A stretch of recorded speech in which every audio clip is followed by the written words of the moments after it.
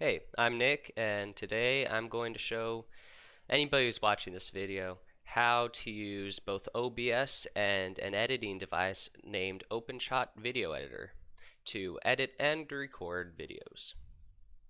First, I'm going to start off by going over OBS. Now, there's kind of two parts of OBS. There's first the main screen interface, which you see right here, and then there's also settings, which gets into the nitty-gritty of OBS. So let's go over the main screen interface. First thing you need to know about the main screen interface is that there's two different scenes. Now, scenes is like the biggest subset of the group. So there's different scenes you can choose. You can choose, say you want a scene that shows your video or the video that's where it's going on your screen, or you want a video of yourself. So if I click me right here, it will change to a video of myself once I turn my camera on.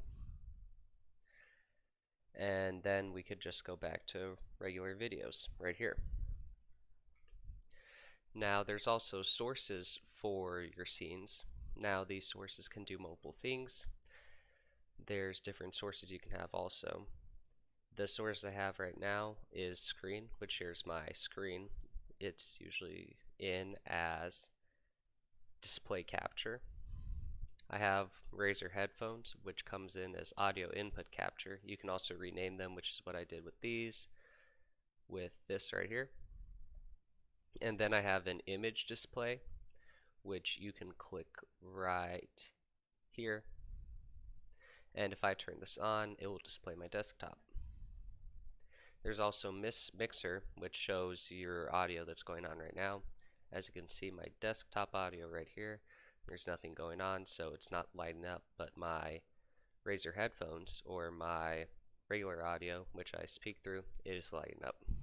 So there's multiple scene transitions you can do. Like I went from videos to me, for example, it faded.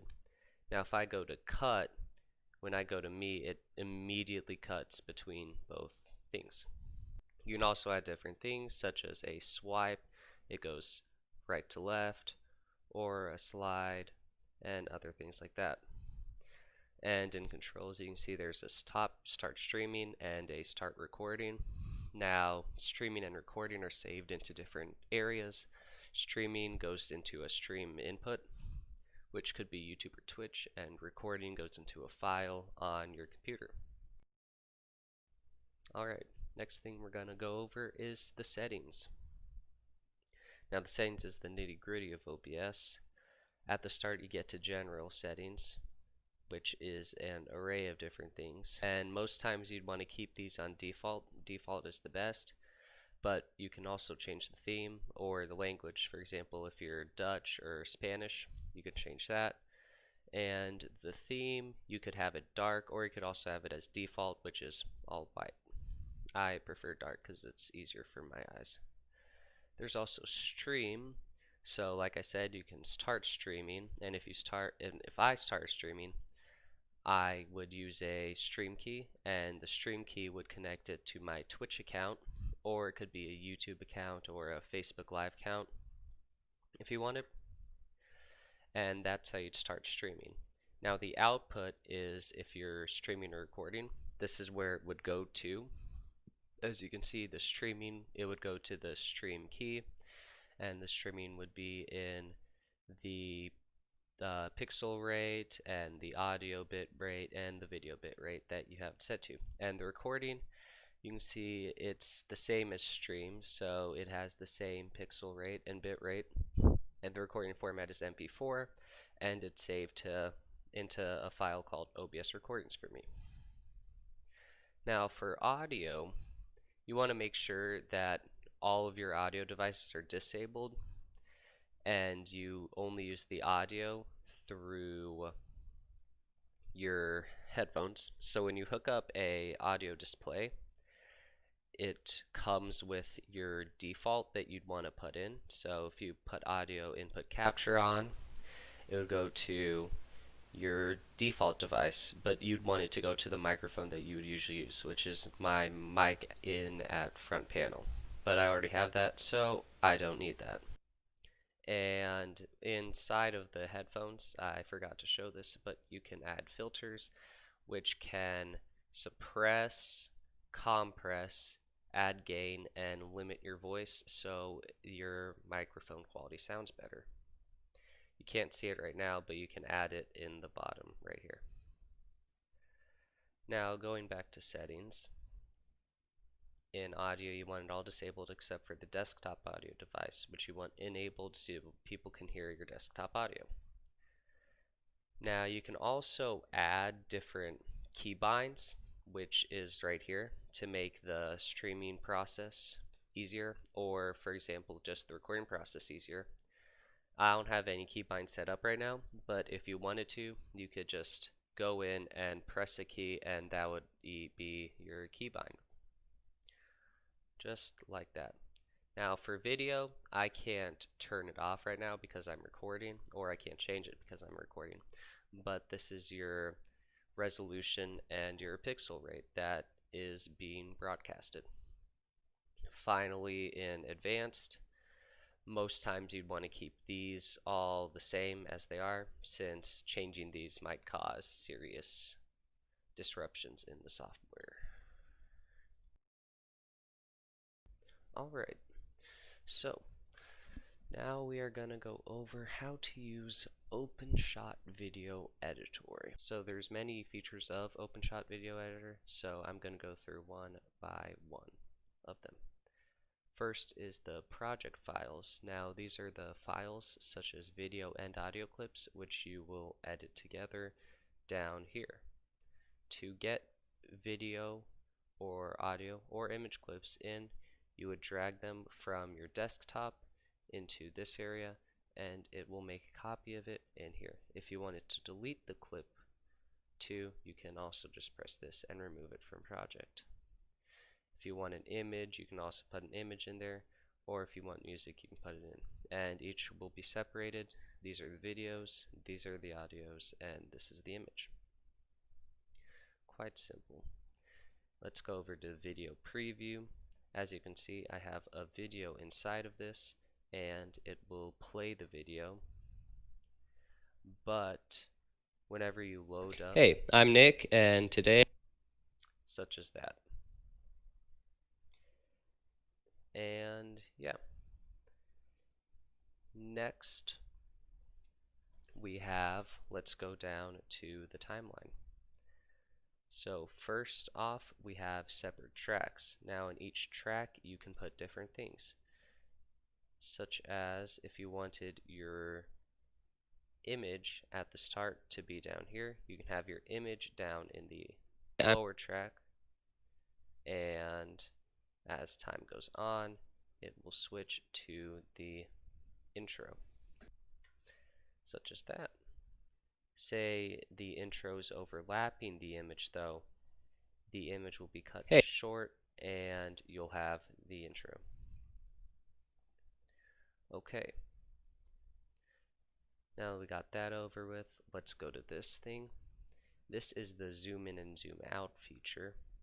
If you want to zoom into the video, you can change the time intervals to get into the nitty-gritty of each and every video segment, or if your video is quite long and you want to get to a different part of it, you can make the video interval longer and you can get to like 7 minutes and 30 instead of, if you're at 15-second intervals, you can only get to 3 minutes. Now let's go over the things you can do with the videos. So first off, right off the bat, you can right click, you can place this cursor anywhere you'd like, and placing it right here, you can right click it and you can slice the video. Now slicing the video would mean separating the video. If I click keep both sides, it would separate the video into 2 segments. If I clicked keep left side, it would slice the left side off but keep the right side of the video. And similarly, if I click keep right side, it will slice the right side off and keep the left side. If you want to delete a video segment, all you have to do is select the video and press backspace. And most of this stuff you don't really need to care about except for the razor tool. If you select the razor tool, you can cut your video in different moments. If you want to cut it right here, it will cut it. If you want to cut it right here, it will cut it. Okay. Now let's go over the kind of settings of the video. So if you go right here, you can go to properties of the video. Now these properties come in many different things and they're quite unique. So things like such as the location, you can change the location of the video.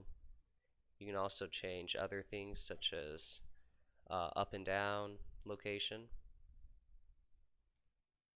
You can also do position, rotation, scales, and such stuff like that. Now, as you can see, there's these green bars at the bottom of the video. Now, these green bars are certain keyframes. Now, keyframes you can see there's a keyframe always at the start of the video. And when you change the location of such stuff, it will add a different keyframe into the video, which is pretty interesting. So say at the start your video's rotation is here. As time goes along in the video, you can have a different keyframe and you can change the rotation and you can make it go into a 360. Now with that keyframe, you can see that the video is going all around. I'm going to turn the volume off so you can just see it going in a 360. Just like that. Okay, cool. And you can also do that with the scaling of the video, like if you want to make it go smaller, like zoom in more or go out more as time goes on. You can see that it's spinning and going out like that. All right. Now that's the basics of OpenShot. There are a few extra things though. Another cool thing with the OpenShot Video Editor is its transitions and its effects. So say if we get two video files right here, we can use the transition. Let's go with a simple fade.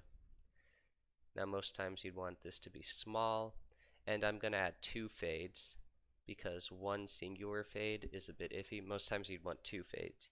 You'd put reverse transition on the first fade, so it would fade out as the video ends, and then this one, no reverse transition, so the video would fade in. Alright, let's look at the transition.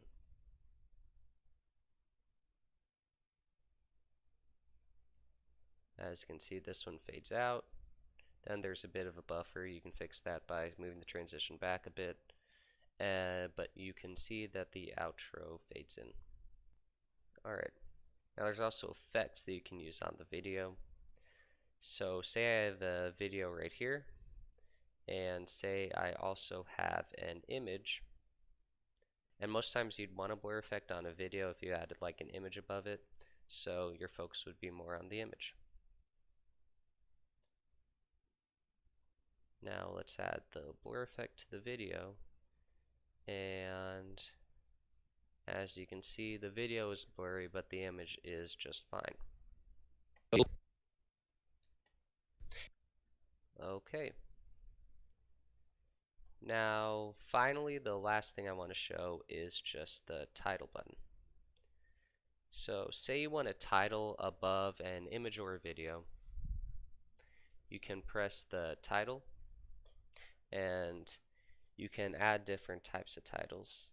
So say I just want a title such as the cloud title.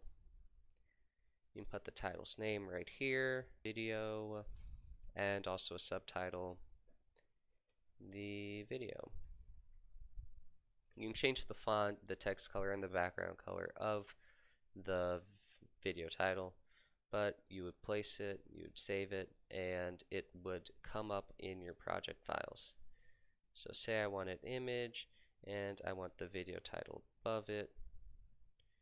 You can see that it's more like a PNG, so the video title would be above the image. And that is all you need to know about OpenShot Video Editor.